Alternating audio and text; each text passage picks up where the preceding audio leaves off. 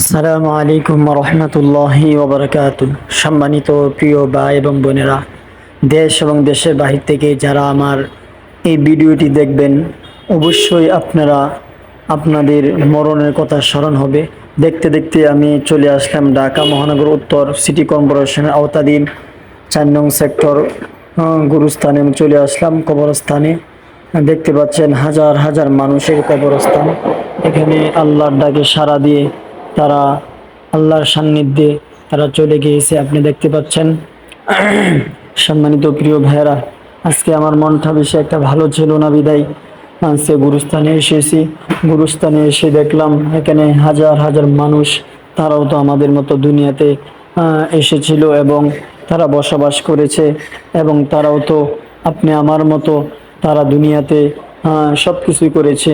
আজকে তারা আল্লাহর ডাকে সাড়া দিয়ে কবর দেশে চলে গিয়েছেন। আসলে মৃত্যু অনিবার্জিত। আল্লাহ তাআলা বলেন, কুল্লু নাফসিন যায়িকাতুল মাউত। প্রত্যেকটা মানুষকে, প্রত্যেকটা প্রাণীকেই মৃত্যুর পেলা পান করতে হবে। তদ্রূপ মৃত্যু হলেই যদি শেষ হয়ে যেত তাহলে তো আমরা বেঁচে যেতাম, কিন্তু আল্লাহ তাআলা বলেন, সুম্মা ইলাইনা তুরজাউন। অতঃপর সকলকেই আল্লাহর দিকে ফিরে যেতে হবে। আবার আল্লাহ তাআলা আপনি আমাকে জীবিত করবেন, পুনরায় আল্লাহ তাআলা হিসাব নিকাশ নিবেন। আসলে কবরে যাওয়ার পরে একমাত্র নেক আমল ব্যতীত আপনার পাশে কেউ থাকবে না। দুনিয়াতে যারা ছিল, কিন্তু কবরে আপনি আমার সাথে যাবে না। একমাত্র নেক আমল ব্যতীত আর কোনো উপায় নাই। চলুন আমরা সকলেই মিলেমিশে আল্লাহ তাআলার নৈকট্য হাসিল করার চেষ্টা করি। 5 ওয়াক্ত নামাজ জামাতের সহিত আদায় করার চেষ্টা করি, এবং মা বোনরা নিজ গৃহে তারা 5 ওয়াক্ত নামাজ আদায় করার চেষ্টা করুন। আল্লাহ তাআলা আমাদের সকলকে মাফ করে দেন, সকলে বলেন আমিন।